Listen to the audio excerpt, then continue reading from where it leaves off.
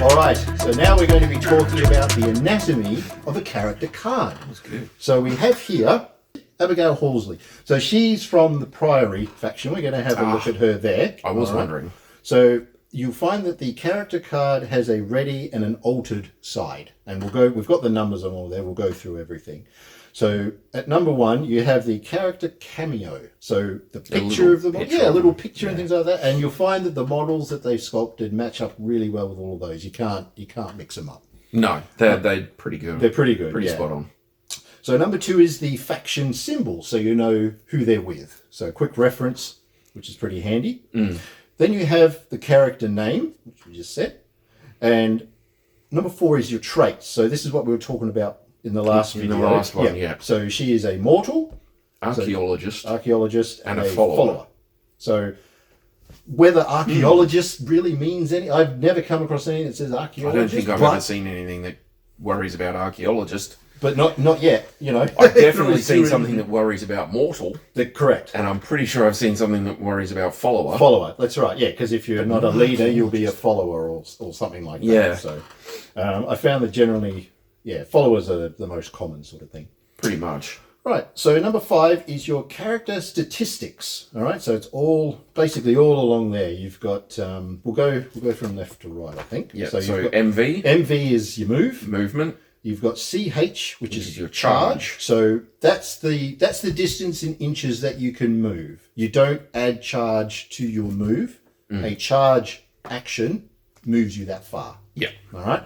Then you've got CD, which is combat defense. Combat defense. So you're rolling 2d6. You're adding that number against your opponent, who's rolling 2d6 plus whatever their attack is and things like that. Yeah.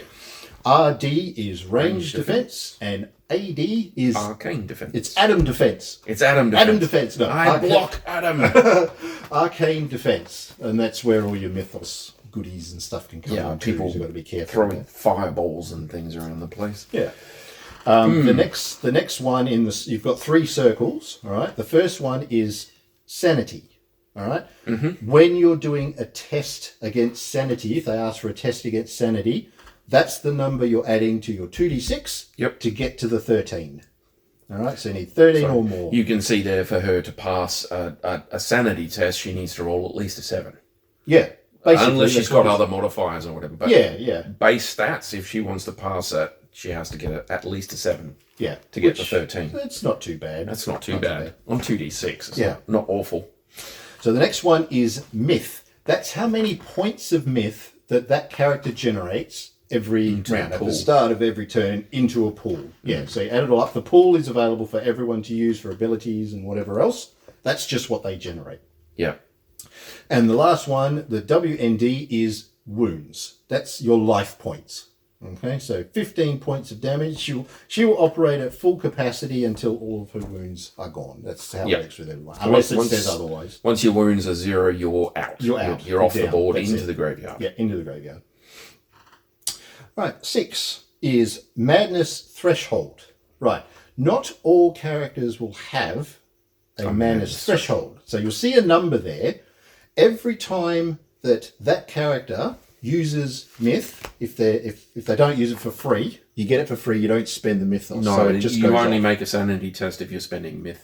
If you're spending Mythos. Yeah. If you're not spending a point to do something, then you don't have to worry about it. So if you get it for free for a critical, then that's good. Yeah. But you make a sanity test when you use myth, right? Correct. Yeah. So when you make that sanity test, if you fail, you get a madness token. If you get enough madness tokens to equal that number, then you flip. You flip, which is your altered side. And you'll also have to roll on tables, and we'll get to that.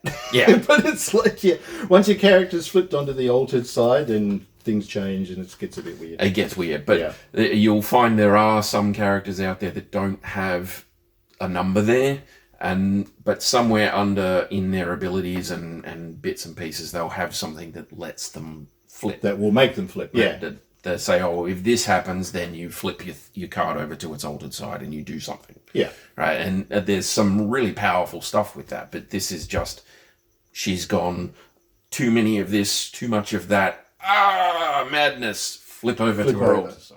Yeah. So Well, the that's cards something have changed since I last saw them. So yeah, there's some changes. it's.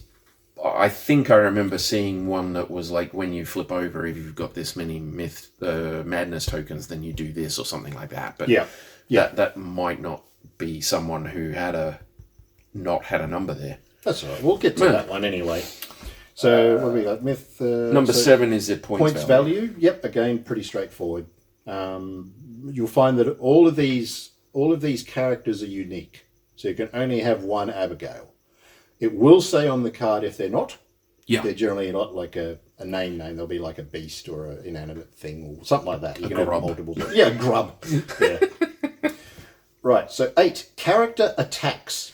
Yes. Right. So that's basically on the card there. That's all the things that you can do. You find that everyone can do a base-to-base contact attack. Yeah. And some form of ranged attack or a arcane, because they can do it at a distance. Ranged Most or of the arcane, time. yeah. Yeah. You'll find that generally it's just a close combat and something they can do at range based on their speciality.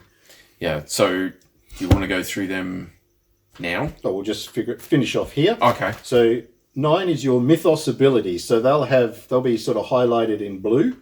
Okay, so if these don't take actions, but you just say, I want to do them. You have to spend a myth point. You have to, or you spend whatever the cost. number, the cost, whatever the number next to there says.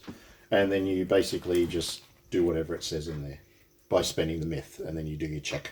They're quite handy. I mean, that's why they're there. They're there. Some of them are really Some powerful. of them are, but some of them have a cost of above 1, like 2 or whatever.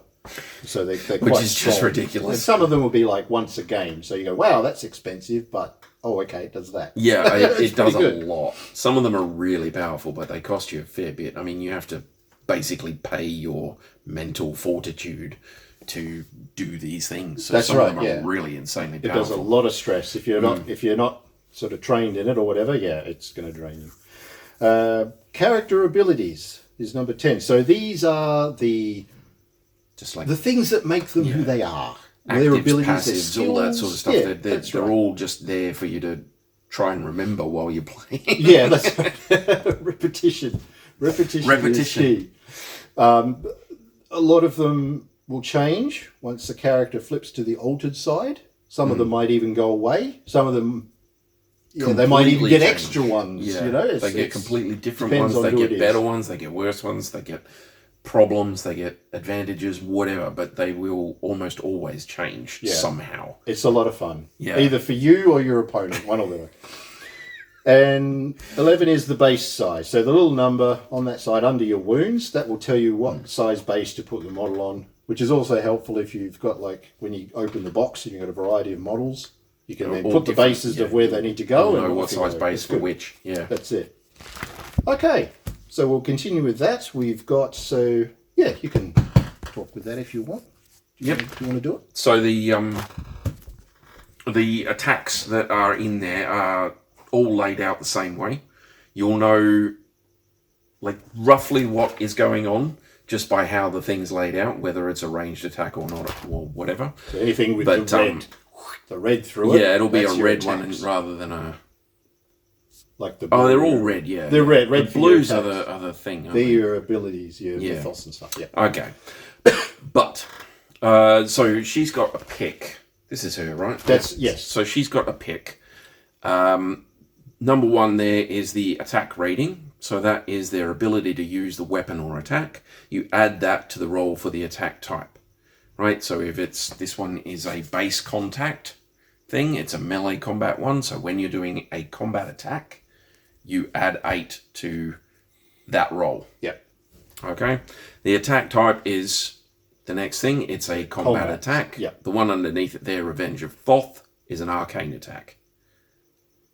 Then 3 is the range, so if it's a combat one, it'll usually say base. Base contact is pretty common. That's the main thing. That's the main one. But you'll see under there on the Revenge of Thoth, it's got an 8-inch range. Yeah.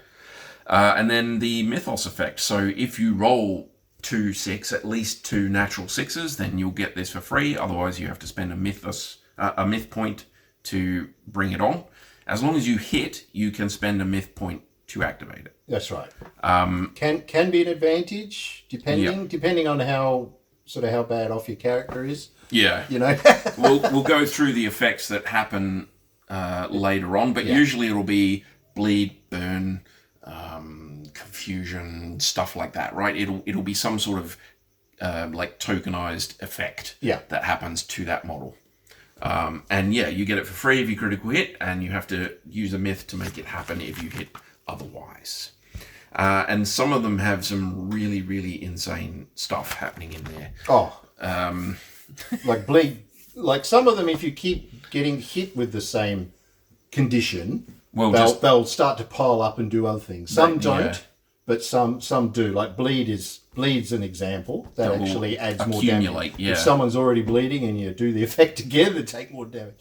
So it can be quite nasty. Be some nasty stuff. But when we have a look at some of our cards that we're using, you'll see a lot more variety in the attacks. Yeah. But those are the basics for it. Yeah, and keep in mind, look at their what was the wording for it? Look at their character abilities as well. Yeah. When you go to do one of your attacks, because you could probably get some benefits. Yeah, well, I mean, she's got Apprentice. This model gains +1 to arcane attacks when within 8 inches of Professor Zachary Lazarus. There you go. He's the leader for them. So as long as she stays near her leader, she gets bonuses to her arcane attacks out to 8 inches. There you go. So she'll be rolling and adding a 10 instead of a 9.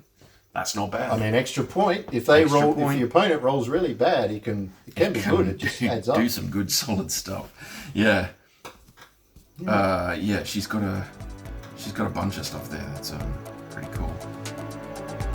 But we're trying not to get bogged down, Taryn. No, that's it. And pause.